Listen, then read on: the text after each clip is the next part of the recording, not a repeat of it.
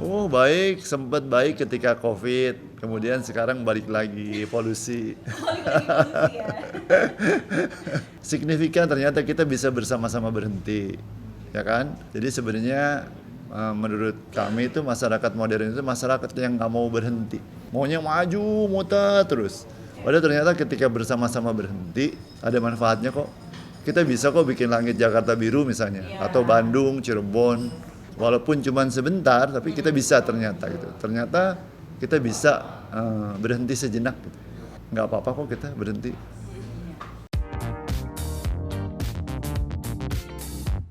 Wah ceritanya panjang ya itu ya.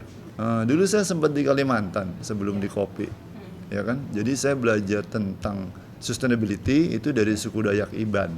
7 tahun saya di sana nyusur sungai sama suku Dayak bikin jalan-jalan perintis. Nah, di situ saya belajar tentang bentang alam, tentang ilmu-ilmu yang dibaca oleh suku-suku adat, tapi yang dibaca bukan catatan yang seperti sekarang saya ini, tapi yang dibaca itu bentang alam. Bentang alam itu ya tulisan-tulisan yang terlihat. Apa itu tulisan-tulisan yang terlihat? Daun, pohon, akar, air, bintang, bulan, awan. Ya karena kalau menurut suku-suku adat yang saya pelajarin, bukunya mereka tuh ya bentang alam, bukunya. Kalau kita, bukunya ini yang ditulis. Jadi berbeda perspektif, akhirnya outputnya kita juga berbeda. Mereka yang di adat itu jauh lebih mengerti tentang hukum-hukum pasti alam dibandingkan kita yang belajar dari buku-buku yang tercatat. Karena sekarang kita kalau di kota ya, siapa yang setiap hari memperhatikan bulan? Nggak ada. Bahkan karena kota-kota di dunia menjadi lebih terang, kita nggak bisa lihat bulan, nggak bisa lihat bintang. Tambah polusi. Jadi kita nggak bisa nganalisa akhirnya. Harus pakai teleskop, harus pakai alat. Sementara di masyarakat adat yang masih gelap, kalau malam benar-benar gelap, kita bisa lihat bintang, bisa lihat bulan, bisa lihat pergerakan Milky Way misalnya, awan-awan yang kita katanya konon galaksi kita namanya Milky Way. Itu terlihat kalau kita lagi gelap banget. Jadi kalau kita mau lebih dalam, masyarakat modern yang di perkotaan itu masyarakat kemunduran bukan kemajuan. Ketika alat bantu makin banyak berarti kita semakin turun kemampuan kita sebagai manusia personal menurun.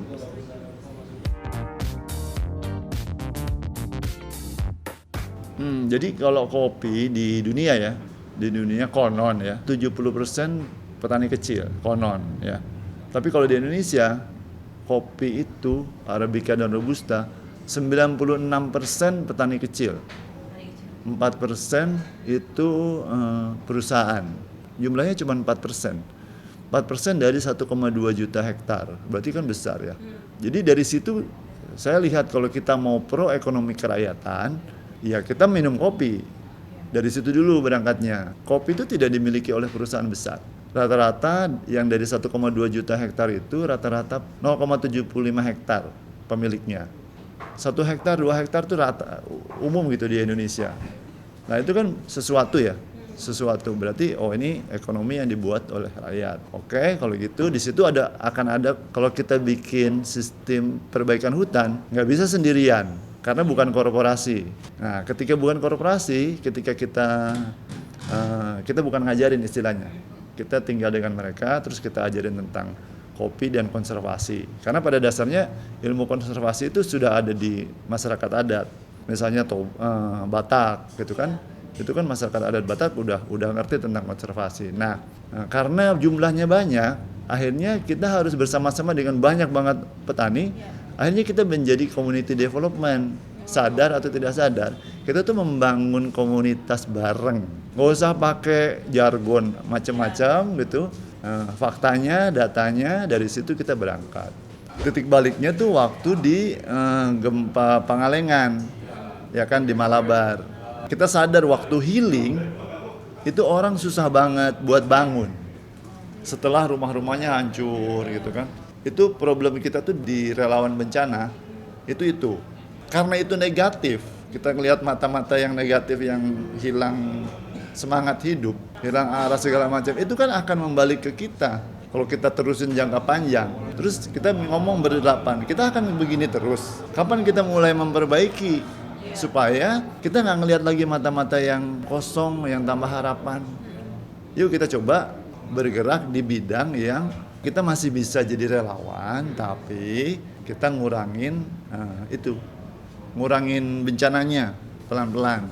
Waktu itu orang nggak tahu mesti hidup gimana. Gempanya pusatnya tidak di Pangalengan, pusatnya di Tasik. Jadi nggak jadi bencana nasional di Pangalengan. Nah ketika itu saya ingat kopi, waktu itu kopi pas panen. Nah, terus kemudian saya bilang ke teman-teman, kopi panen.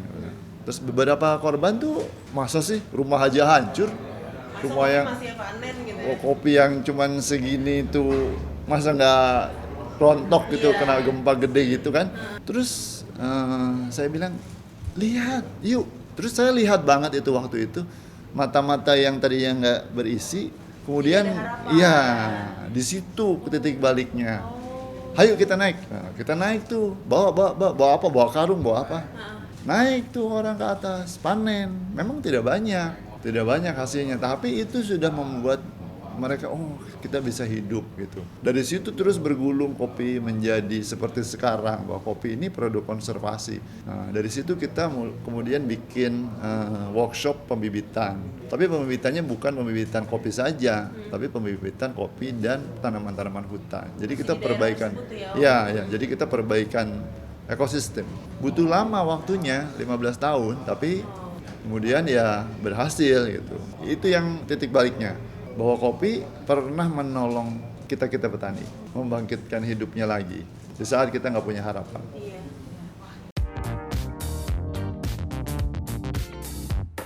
Penghargaan itu bukan buat saya sih. Jadi kenapa kita milihnya berkoperasi? Karena kita tumbuh bersama. Jadi tidak tumbuh sendirian. Pohon di hutan juga kan tumbuh bersama. Dan varietasnya juga bermacam-macam kan. Jadi penghargaan itu bukan buat saya pribadi, tapi buat semua petani yang terlibat. Iya. Dan penghargaan itu banyak.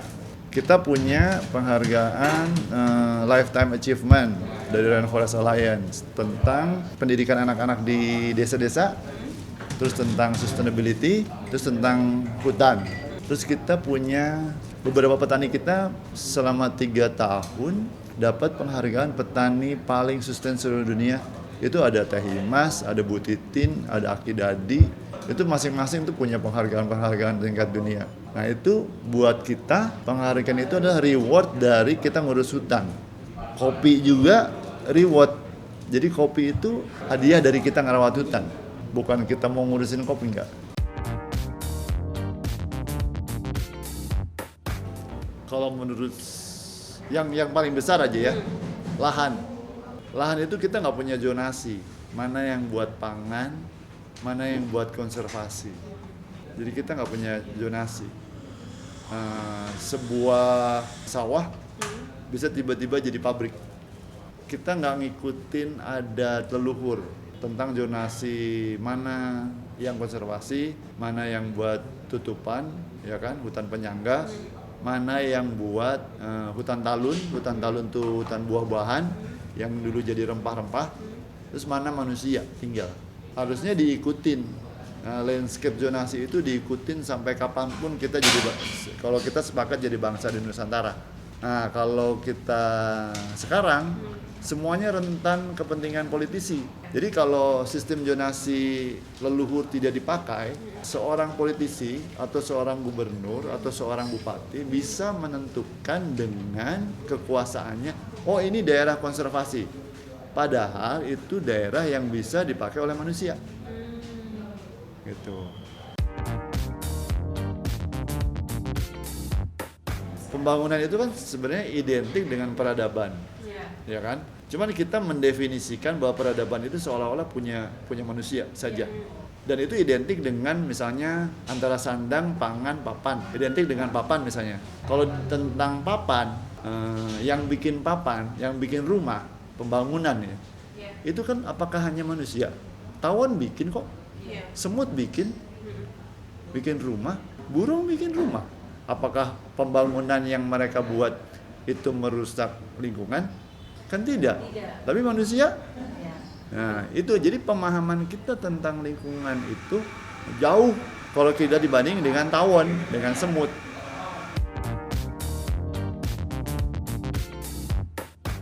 Jadi ternyata ketika manusia berhenti, anggaplah karena pandemi, ternyata kita nggak punya air bersih.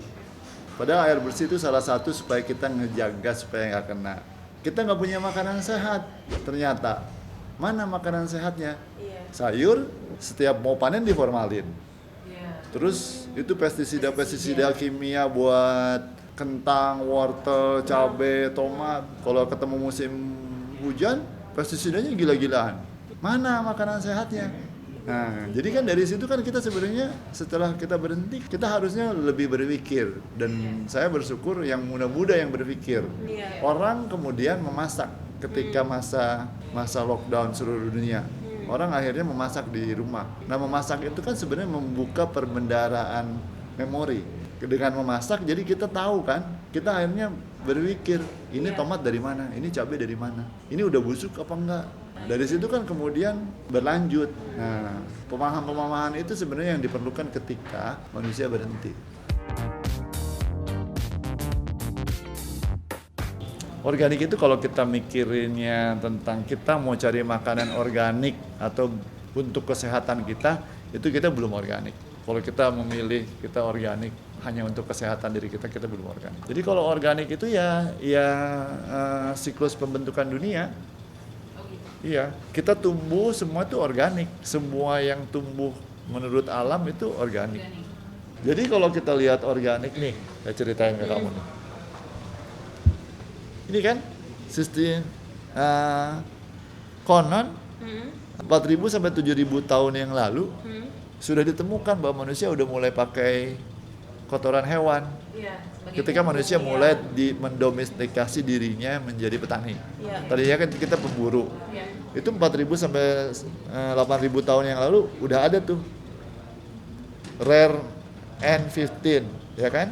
Ini dari menyur, dari kotoran. Kemudian dicampur-campurlah dengan tulang-tulang ikan. Ini ribuan tahun sampai ketemu abad ke-19 mulai bikin P. Kalau kita lihat pupuk kimia sintetis itu ada NPK. Mulai bentuk P. P itu superfosfat. Superfosfat plus tulang-tulang sama sulfuric acid. Itu dulu kita nggak pakai apa-apa. Udah gitu ketemu lagi 1861 baru kita ketemu K. K itu potasium. Potasium itu datangnya dari kotoran hewan. Baru ketemu N sintetik tahun 1903. Jadi yang semua yang tentang kimia itu baru. Nah, pertanyaannya adalah manusia zaman sekarang yang akan datang itu balik lagi ke yang lama atau membuat kompos yang lebih komplit. Nah, kalau kita lihat misalnya contoh tentang modernisasi pupuk kimia yang modern, itu harus ada apa? Harus ambil tes tanah, ya kan? Terus kemudian kita bikin formula, terus baru kita beli pupuk kimianya. Kalau petani beli terus, kapan dia merdeka? Sementara harga pupuk kimia sintetik naik terus. Kalau orang menjadi pembeli, orang nggak berpikir. Sedangkan petani itu tingkat produsen. Masa produsen suruh beli terus? Jadi benang kusut akhirnya. Udah gitu gini, how much cost? Berapa biayanya bikin pupuk kimia sintetik pakai di tanah kita? Dia mencemari lingkungan nggak? Nah, biaya pencemaran lingkungannya kan harus dihitung. Misalnya, kamu bertani kentang di gunung di Pangalengan, airnya kan turun ke Citarum. Di bawah ada 50 juta orang, limbahnya kan ngalir. Ada 50 juta orang tinggal. Mau minta maaf satu-satu, kalau menurut agama, mana mungkin? How to manage constant multi-years application? Gimana kita bisa setiap tahun tuh konsisten aplikasinya? Mustahil pakai kimia itu konsisten. Karena dia harus tiap tahun ambil sampel. Nggak mungkin orang.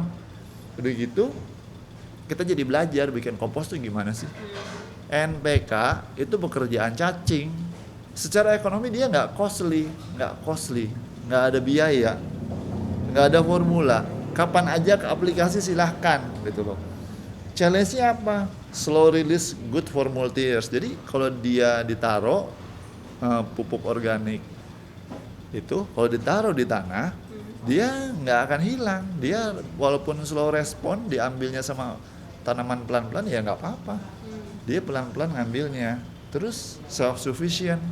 Maksudnya self sufficient becoming buat petani, ya itu tadi. Petani itu menjadi produsen. Petani asli itu petani yang bisa bikin pupuk organik sendiri, petani yang bisa bikin bibit sendiri, itu petani asli. Terus kita terakhir apa? Preserve nature. Kira-kira kayak gitu kalau kita refleksi. Makanya penting punya pandemi. Semua seluruh dunia mikir. Kalau mau berpikir, kalau nggak mau berpikir di ombak belakangnya itu ombak evolusi, dia menunggu. Jadi ini pandemi gitu, ini resesi, ini evolusi.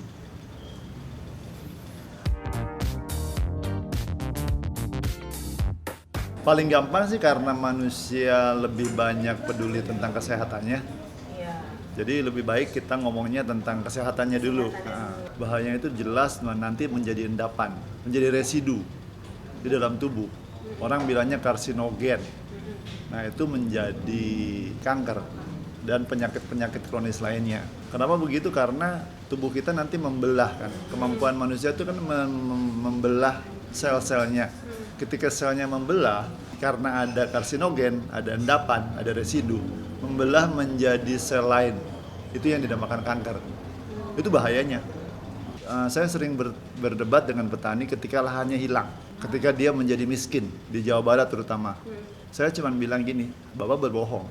Tanaman ini tidak sehat, tapi Bapak bilang sehat. Kan image-nya bahwa sayuran itu sehat. Ya kalau sayuran dikasih formalin nggak sehat.